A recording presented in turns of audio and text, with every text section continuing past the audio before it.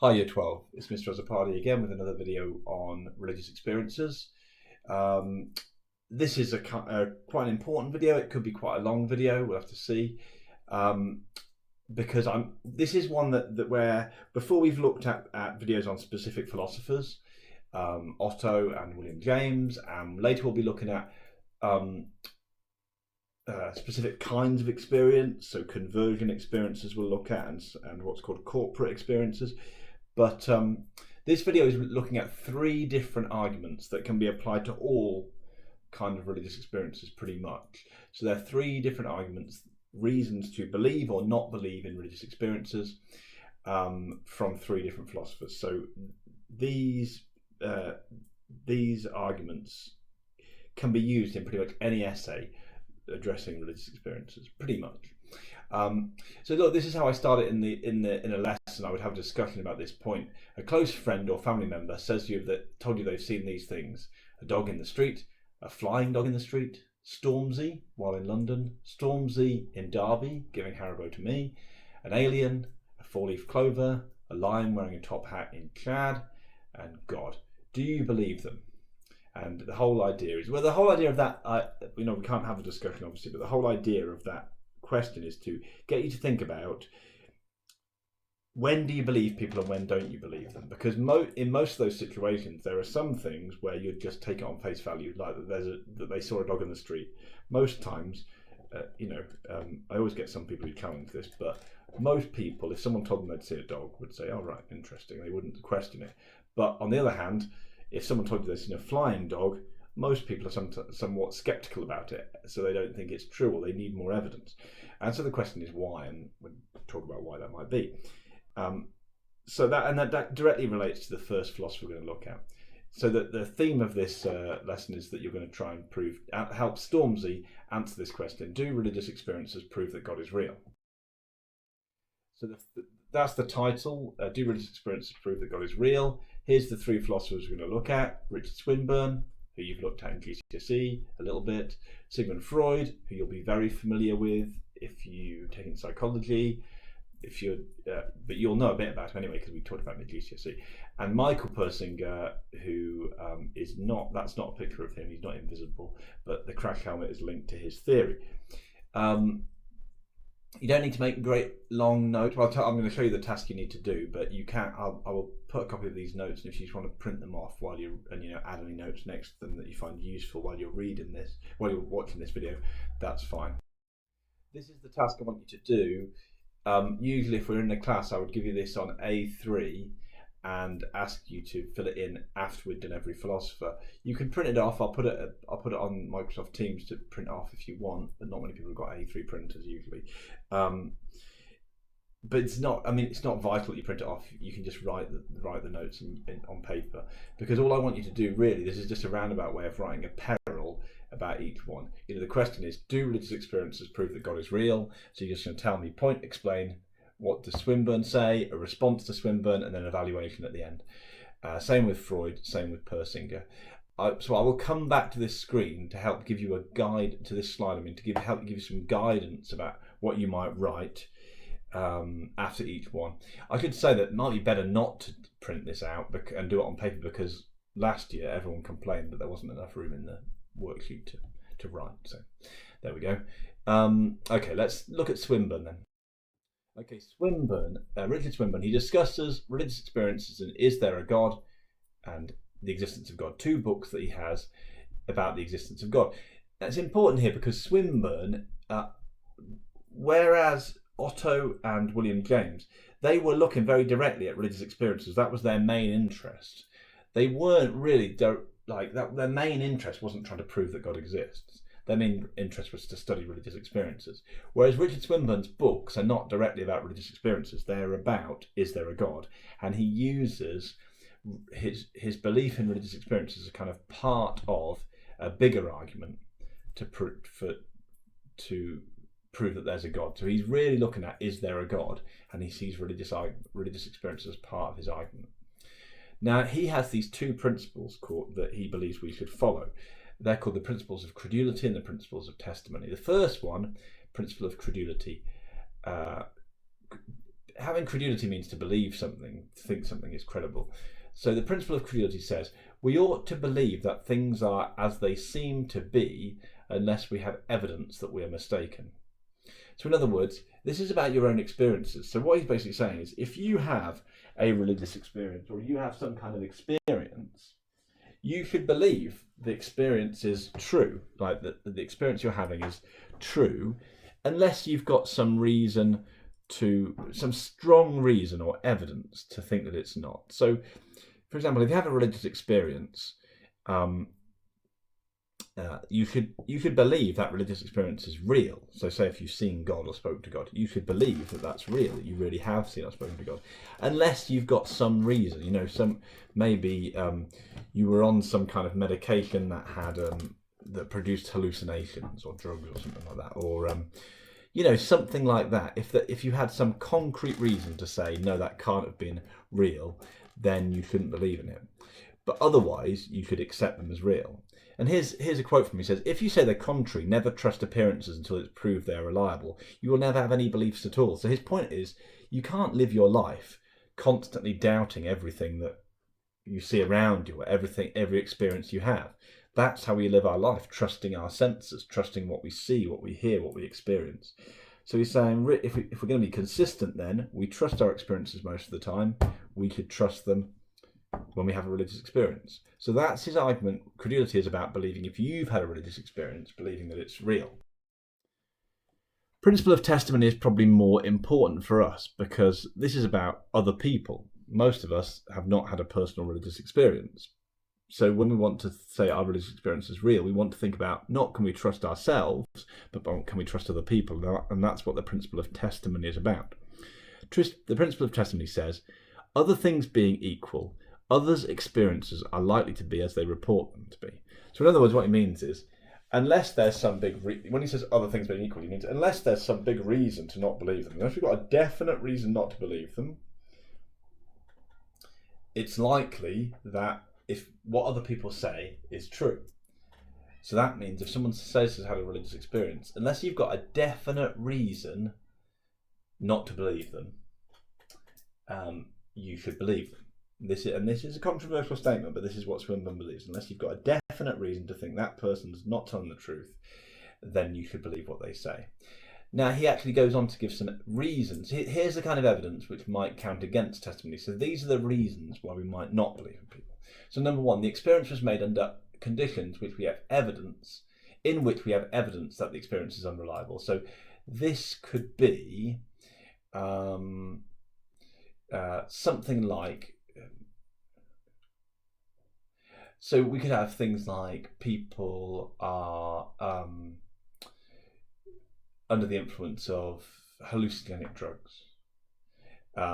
Maybe the person was under the influence of a lot of alcohol, which means that they're not an accurate reporter of the things that they've seen. So something like that. There were some conditions that made the experience unreliable. There's something about the person that made that experience unreliable. We can't be sure. Maybe we have, we've got a person who's notorious for lying and they stand to benefit by a huge amount, in terms of money, by saying they've had a religious experience. So they're a kind of con person and you can see how they benefit from lying about it. So all these things would make it unreliable. You wouldn't believe them then. Secondly, the experience conflicts with our background knowledge about the way the world works. So if someone has an experience and we know that sort of thing is impossible, it just, from our prior knowledge of the universe, then we know that experience can't be true. Now, some people might say, but hold on, if you know that there's no God, that means you could prove religious experiences aren't true. But Richard Swinburne says the thing is, you don't know there's no God. It's not something you can prove. I suppose someone can make the argument that if you believe in the problem of evil is unsolvable, you might say, well, there's too much evil in the world for there to be a God. Therefore, there is no God. That's my background knowledge of the world. And therefore, I can't believe in religious experiences. But Swinburne would say, no, we don't know. You don't know for sure that there's no God. So a religious experience, even though it might be quite strange, it might involve things that are very unusual. We have no reason to think that the world definitely doesn't work in that way. Religious experiences are possible. Thirdly, if the experience was not caused by the object purportedly experienced. So in other words, if someone had if someone did have the experience, but it could have been caused by something else. Now, I'm trying to think of what that kind of things you could be talking about there, but perhaps you could talk about someone with temporal lobe epilepsy. So we saw in GCSE, and we'll see later on, that apparently temporal lobe epilepsy can cause visions that look very like, that seem very like religious experiences. So here you're kind of saying, yes, I accept that the experience happened, but it could have been caused by something else. It wasn't caused by God. Now, so those are the only reasons that Swinburne gives for being able to say that religious experiences are not, you can't believe in them. And he basically says that, his point would be maybe some religious experiences you can count out. Maybe this is true in some cases. Maybe some people have been on hallucinogenic drugs when they've had a religious experience. But he says there are many religious experiences where these things aren't true. Where many religious experiences where there's no reason to go against the principle of testimony, and therefore that would mean we could believe religious experiences. Now, here's a quote from Swinburne. He says, "The existence, orderliness and fine-tunedness of the world, the existence of conscious humans within it, with providential opportunities for moulding themselves, each other and the world, topped up finally by the apparent experience by millions of his presence, all make it significantly more probable than not that there is a God." Now you can see some of the things some arguments that you're familiar with already. So it talks about the existence of the world at the beginning. Well, the argument for believing in God to do with the existence of the world is the cosmological argument. If the world must be caused by something, and that must be God. The stuff about orderliness and fine-tunedness of the world is about the teleological argument, the idea that the world must have been designed by someone. So what he's trying to do here is, Swinburne is trying to say that religious experiences, maybe on their own, aren't completely compelling belief in God, but religious experiences combined with all the other evidence we have, the other arguments we have, might all together add up to a good reason to believe. This is what he calls his cumulative argument. Cumulative means, many things adding up to something bigger. So Swinburne does not think that religious experiences on their own give definite proof that God is real. However, he argues that by using many of the traditional arguments together, including the argument from religious experience, so cosmological, teleological, religious experience, we can prove that God exists, or we can prove that it's probable. Like, one argument makes it quite likely, next one makes it a bit more likely, next one makes it even more likely.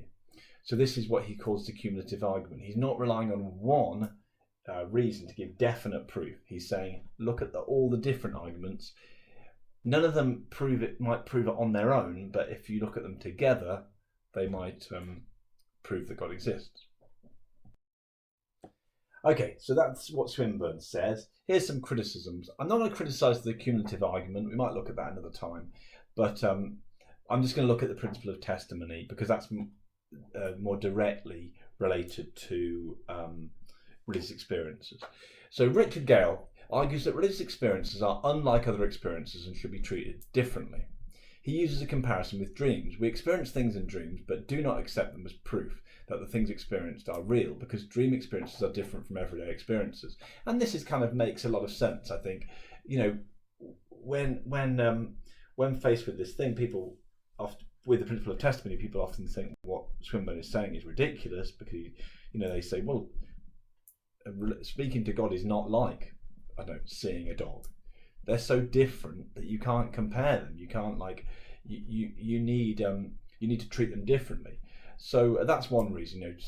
Speaking to God, having an experience of God, is very different from your everyday experiences, and therefore we can't just treat them with the same principle of testimony that we use in everyday life.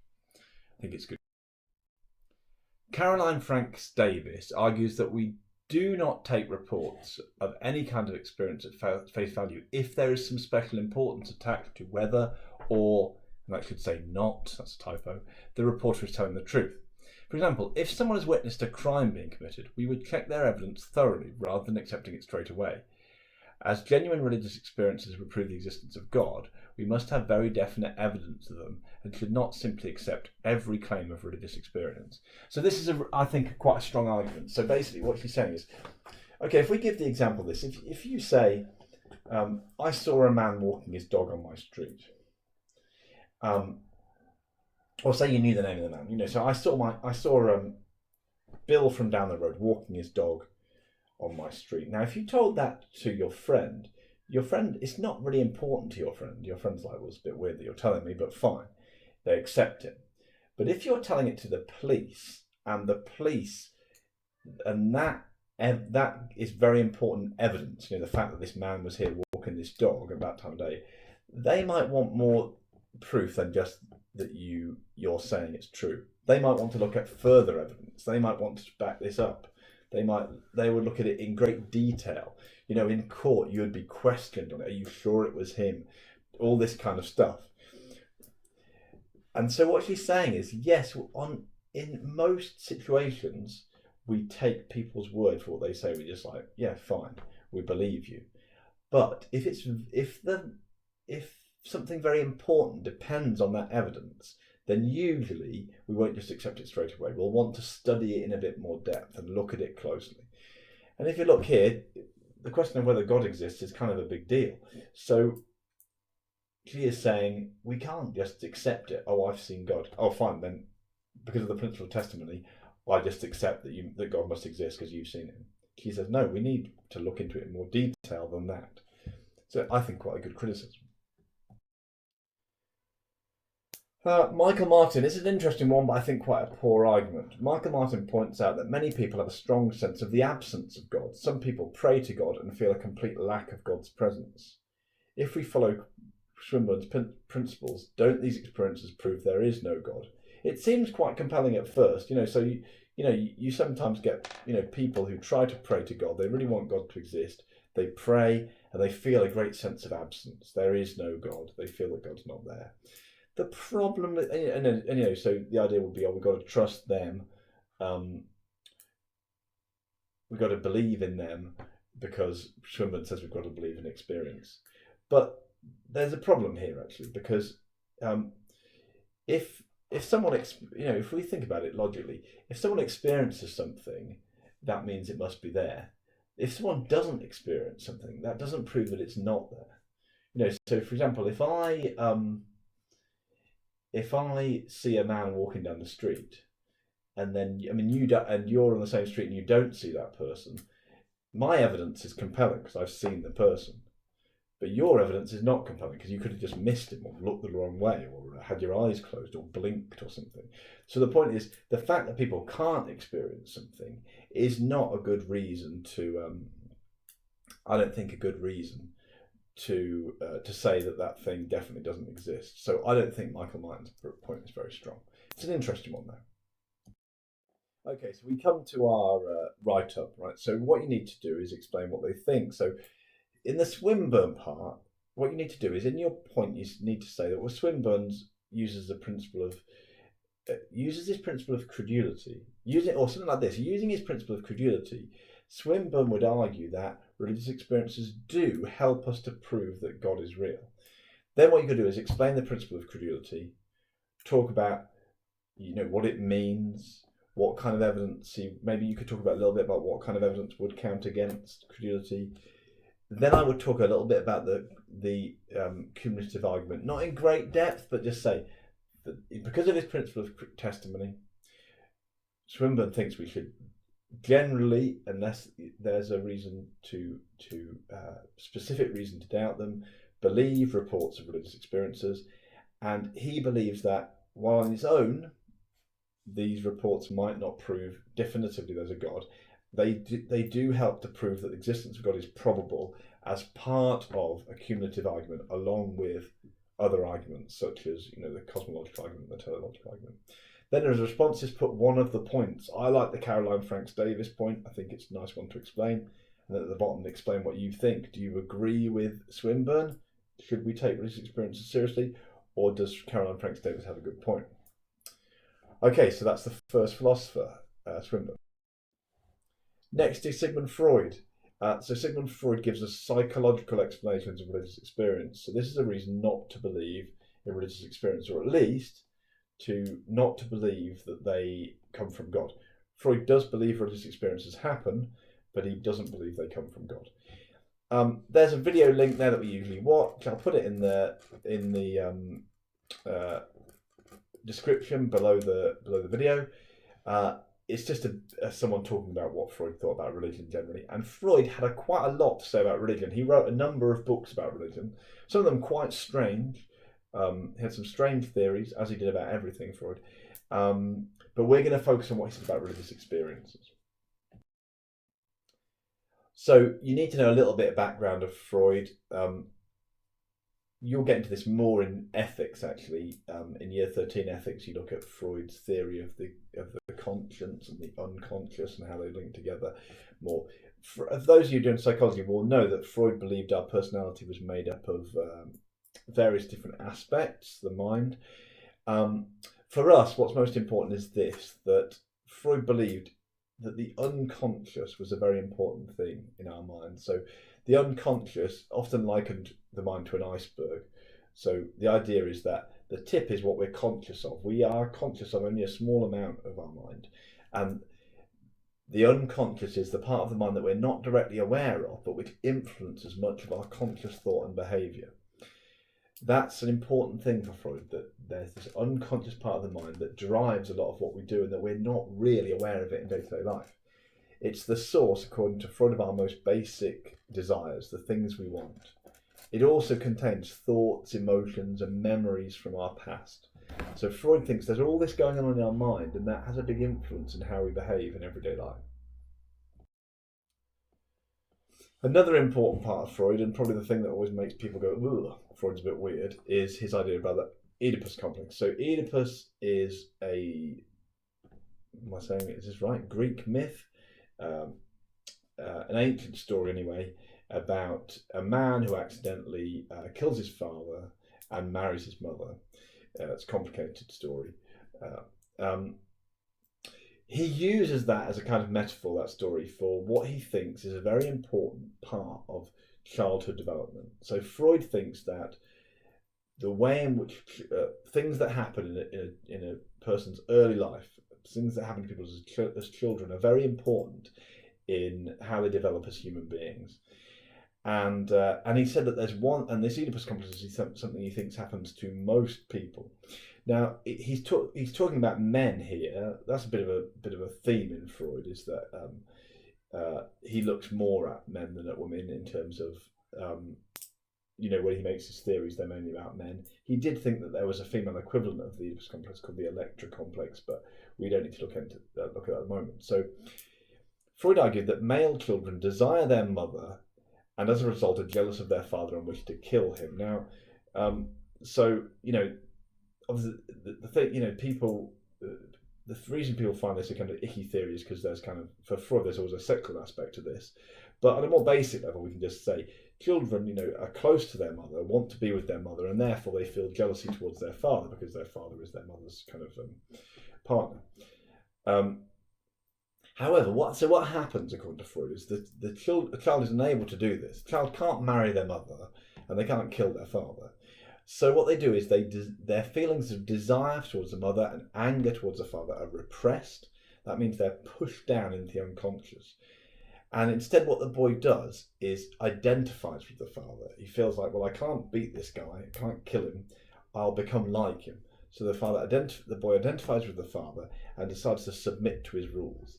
The idea is that he discovers that if he submits to the rules of the father, he'll be able to kind of be like his father and take his place in society when he grows up. That's the idea. So you repress the feelings of anger, you repress the feelings of desire, and you start to identify with the father and to submit to his authority, to do what the father says.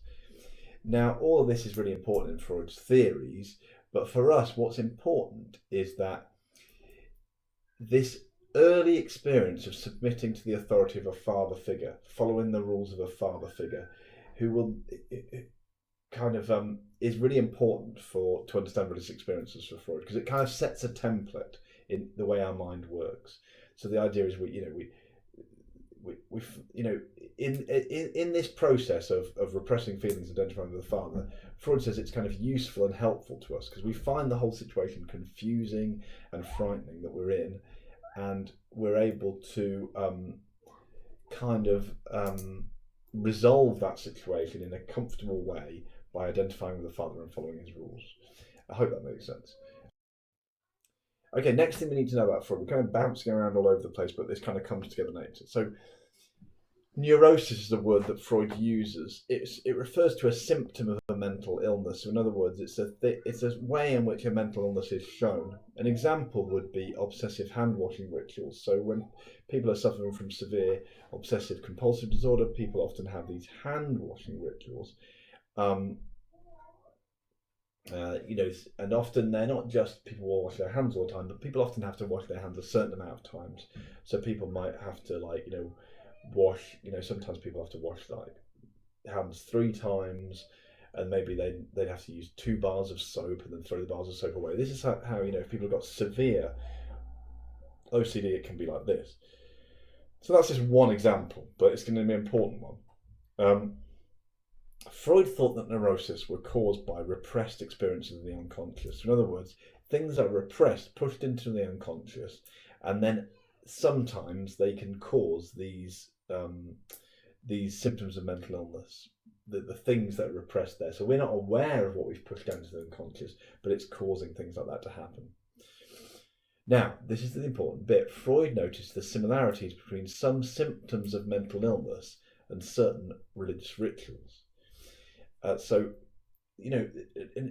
Freud was thinking, well, yeah, that there are certain religious rituals which look very like certain symptoms of mental illness. And therefore, he concluded that religion is a universal obsessional neurosis. Now, what he means by this is it's a symptom of mental illness. And when he says it's universal, he means everyone has it. Now, a few things need to be unpacked here. First of all, how is a religious ritual like a mental illness? Well, often in the rituals that come attached to obsessive compulsive disorder, you have to do things in the right way, and you have to do them a certain number of times. And that is very true of religious rituals. Religious rituals need to be performed in the correct way, and they often involve repetition. The one that's often used, and I used to have a video looking at this, but I can't find it.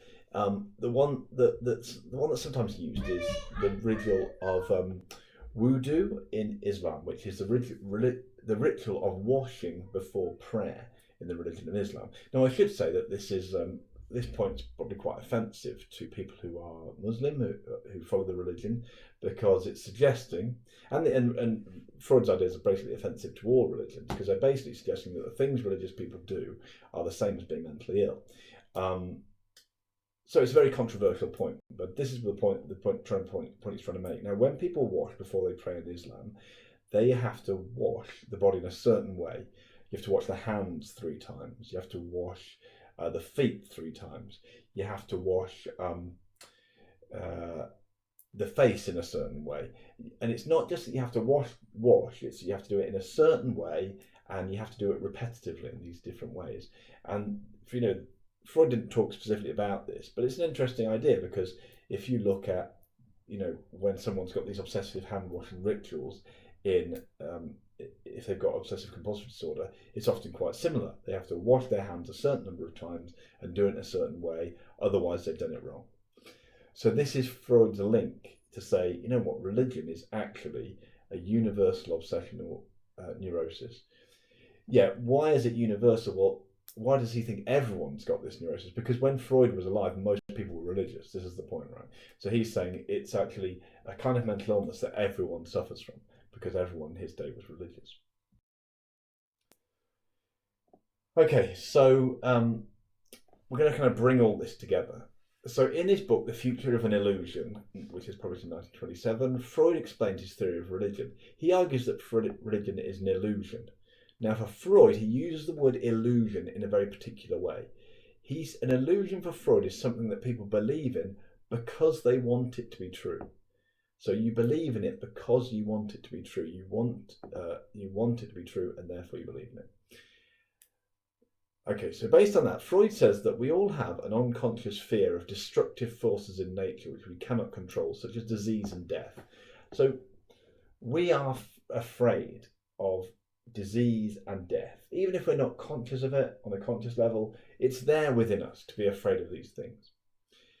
Religion, he says, helps us to resolve these fears in a way that links back to our childhood experience of the Oedipus complex.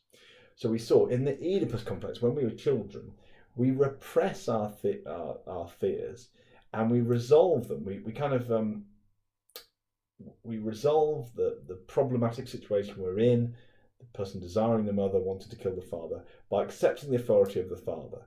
The father then stands as this kind of figure who will take care. It's going to be okay because the father's going to look after you if you follow his rules. Because we had that pattern in our childhood, Freud says, as adults, we resolve these new fears, these fears of disease, death, and other things like that, by projecting a new father figure out there onto the conscious. We have got into the habit of being protected from things, of resolving our problems with a father. And therefore, we project the idea of a father, and we decide, you know what we're going to do? We're going to believe in God. He's going to be our father, our holy father, and he's going to make everything all right. And all our fears of disease and death will, we won't need to worry about them anymore. And when you think about it, religion does resolve those fears, because things like disease, you can pray to God to ask him to take them away. Death, obviously God can't, you're always going to die, but most religions help you believe in an afterlife and the belief that you can live on happily in the afterlife. So you can see how religion helps people to deal with those kind of fears.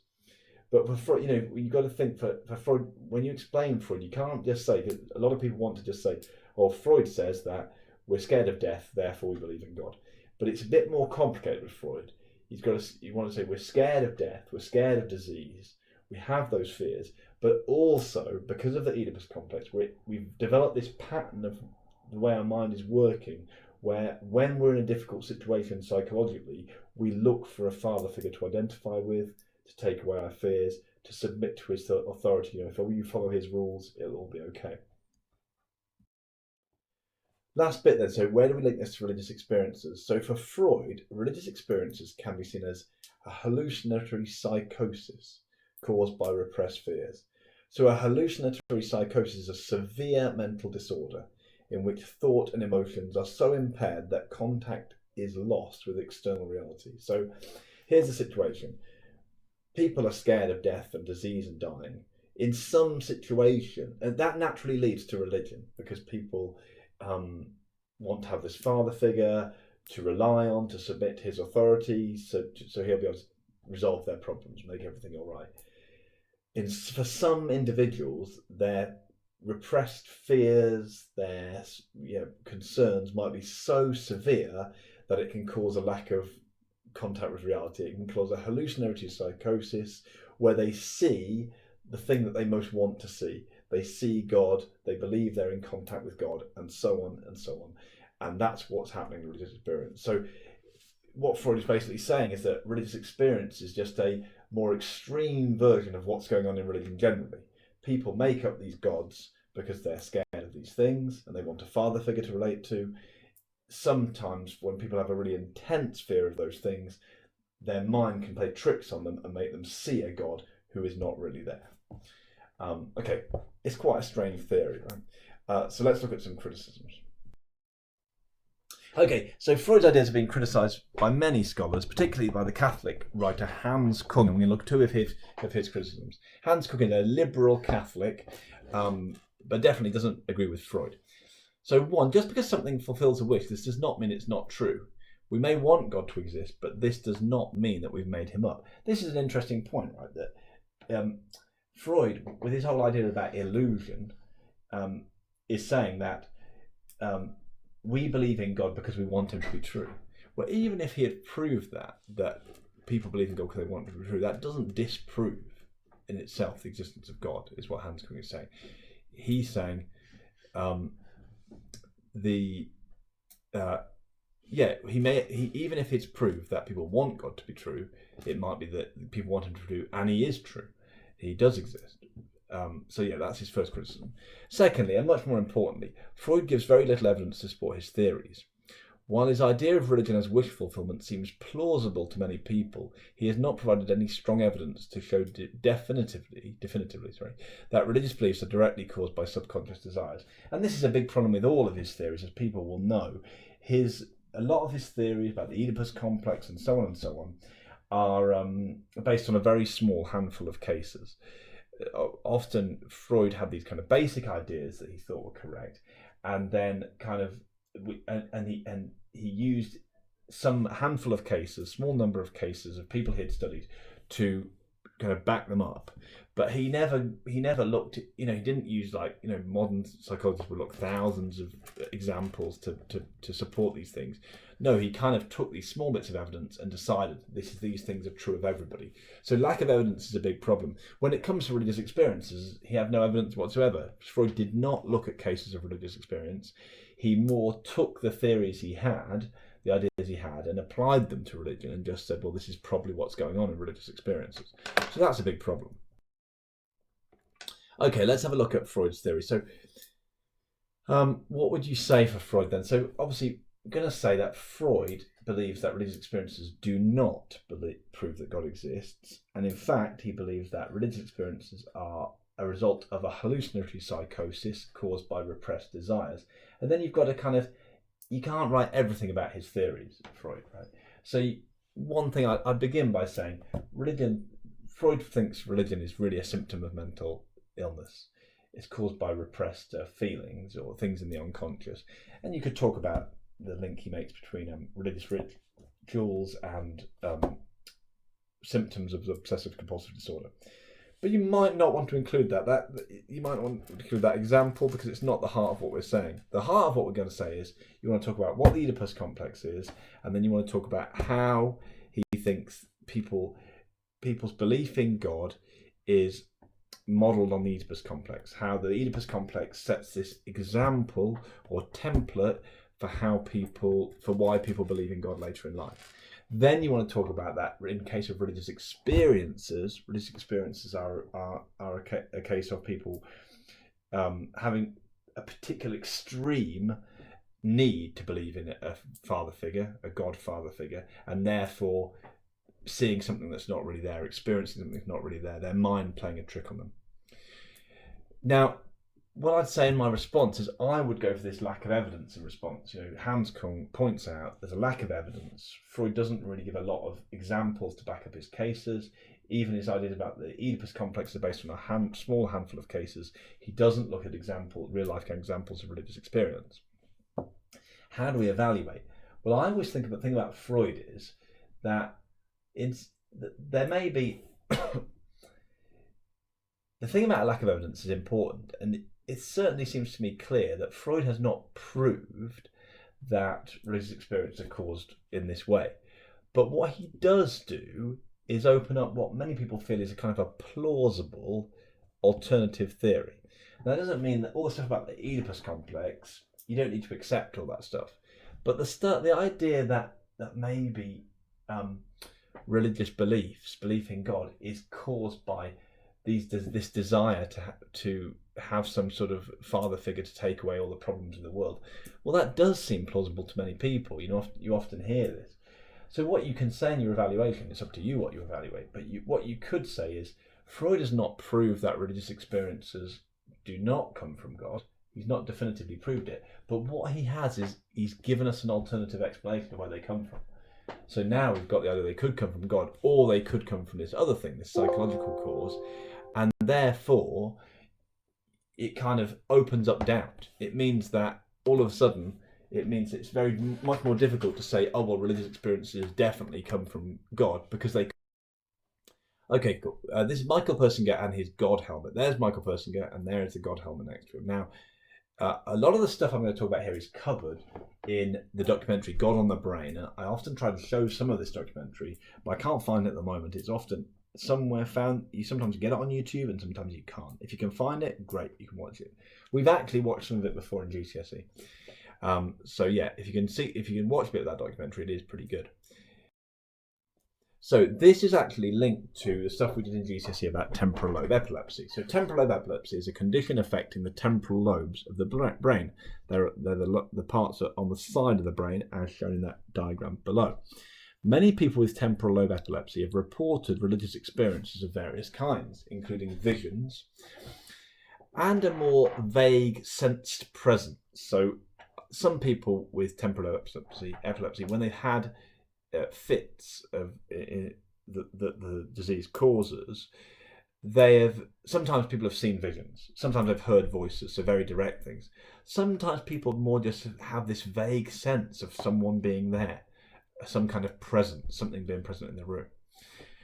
An example of that would be Ellen White, who was the founder of the Seventh-day Adventists. We looked at her case at GCSE. So Ellen White was the founder of the Seventh-day Adventists, and she saw a lot of religious visions where she felt God, or she saw these bright lights and she felt God was speaking to her.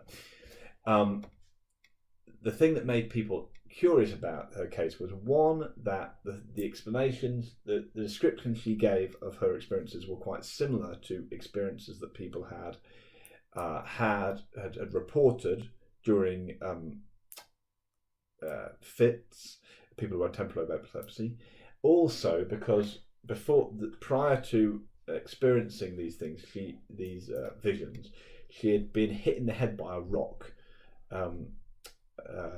You might remember the video for this. Some kid was bullying her and threw a rock at her and hit her in the head and knocked her out. And that kind of blow to the head can cause temporal lobe epilepsy. So that's an interesting link.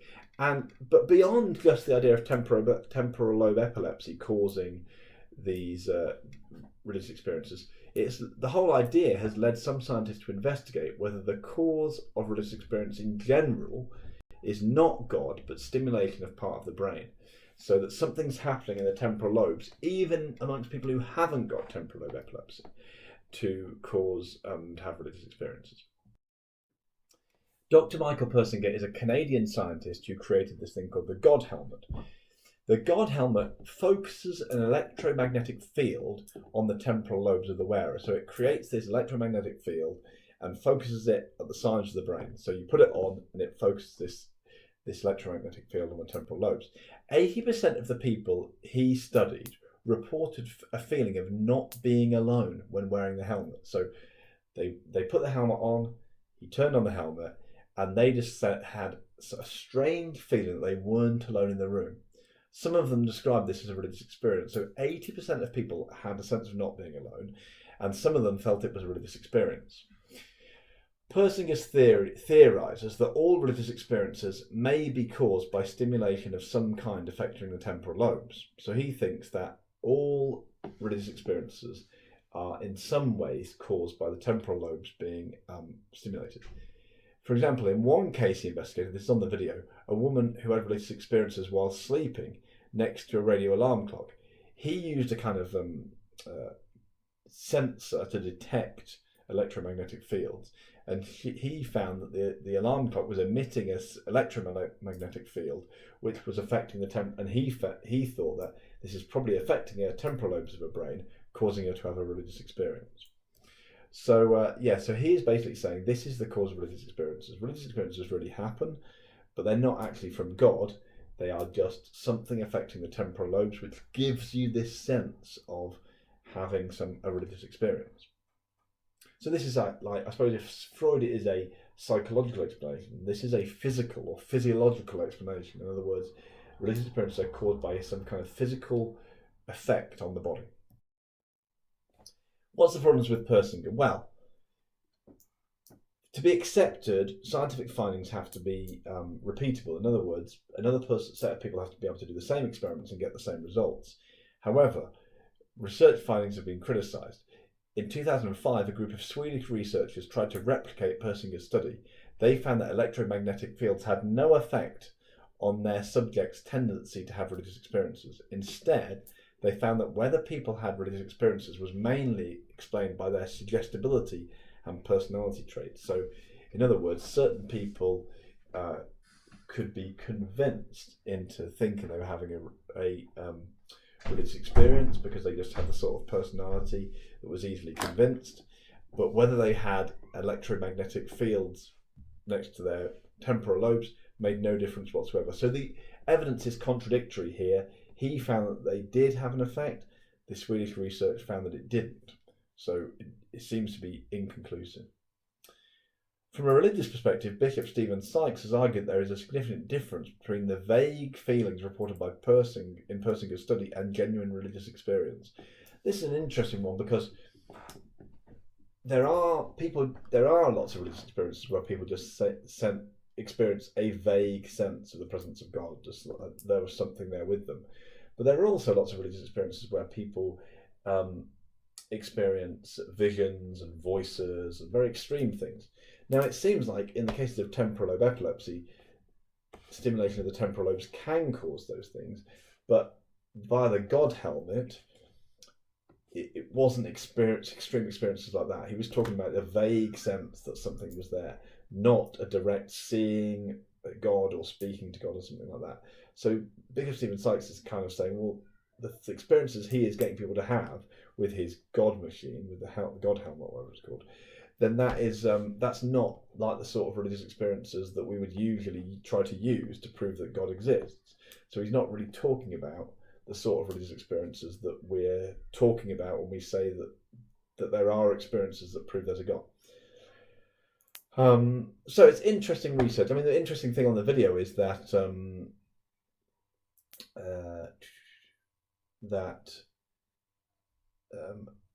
Richard Dawkins, sorry, losing my mind here. Richard Dawkins, the famous atheist, goes in and tries on the God helmet and sees if it helps him, if he can have a religious experience, and he doesn't have a religious experience. That's an interesting one. It doesn't really prove anything, but it's just interesting that he didn't have a religious experience when he tried on the God helmet. Okay, so what would you say for Persinger? A bit more easy to explain. So Persinger, you'd talk about, he believes that religious experience don't prove there's a God because he thinks religious experience have a physical cause, and that is stimulation of the temporal lobes of the brain. Then you could talk about temporal lobe epilepsy, Ellen White if you wanted to, but most importantly, you could talk about his experiments, the God helmet, 80% of people having those results, and so on and so on. Evaluation, I'd probably look at the Swedish research. It wasn't repeated. It didn't seem to be accurate in the end.